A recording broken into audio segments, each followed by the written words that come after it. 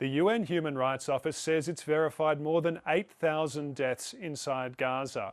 That's far fewer than the 43,000 reported by the Palestinian Ministry of Health.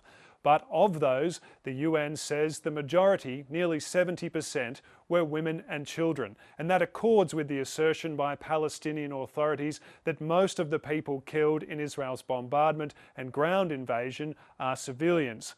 The UN says this finding suggests Israel is committing systematic violations of international law, notably the principles of distinction and proportionality. That means how Israel identifies targets and how many civilian casualties it considers are acceptable.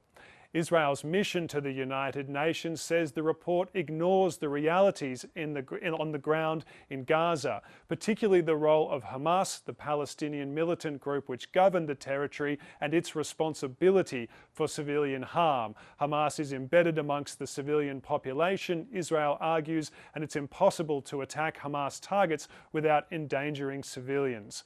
This all comes as an international group of experts, the Famine Review Committee, warns that famine is imminent, or that there is a strong likelihood that famine is imminent in parts of northern Gaza.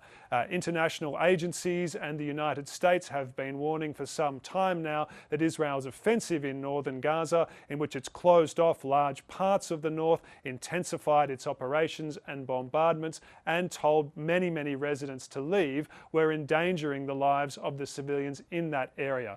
The United States has written to Israel saying not enough food is getting into the north, and in response to some of that criticism, Israel has promised to open another crossing for aid into Gaza. It says planning is underway and preliminary engineering work needs to take place before that crossing can be opened, but the crossing is at Kisufim, which goes into southern Gaza.